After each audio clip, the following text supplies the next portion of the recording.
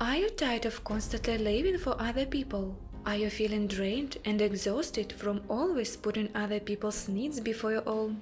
Are you ready to take back your life and start living for yourself? It's time to start your journey of self-respect and to prioritize your own well-being and happiness. Thanks to this video, you will learn how to set boundaries, say no without guilt, and practice self-care. So if you want your own needs and desires to be the primary focus of your life, then welcome to neural loading.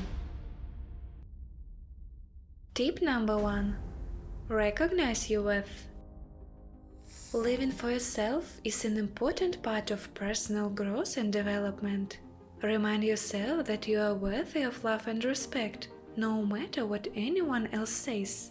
When you live for yourself, you gain greater freedom from external influences and pressures. You become free to make your own choices and create your own path, which can be incredibly liberating. Tip number 2. Put on your armor.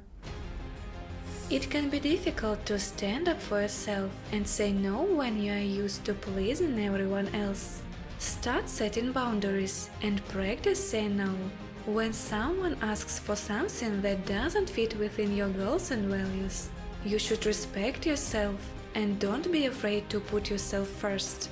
When we prioritize our own needs and desires, it gives us the courage to follow our dreams and lead a purposeful life.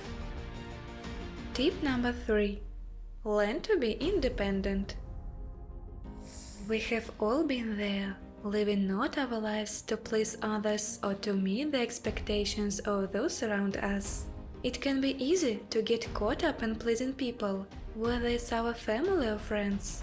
But what about ourselves?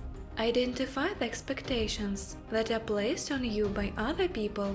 Pay attention to how those expectations make you feel and recognize when they are holding you back from pursuing what you truly want in life. When faced with a difficult decision, take the time to listen to yourself and make the decision that feels right for you. Don't look for happiness in other people. Our source of well-being is inside of us. Tip number 4. Stop being a rescue for others. We are often preoccupied with the problems of our acquaintances, striving to help everyone and dissolving in others.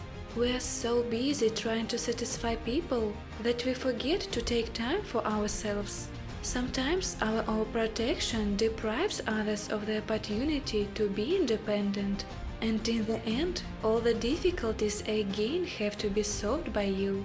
You shouldn't try to help everyone and save everyone. Let people solve their own problems.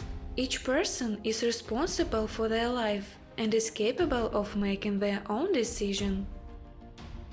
Tip number 5. Awaken your feelings. We think we are responsible for the whole world, but we are afraid to take responsibility for our lives. We constantly give, but we don't know how to accept.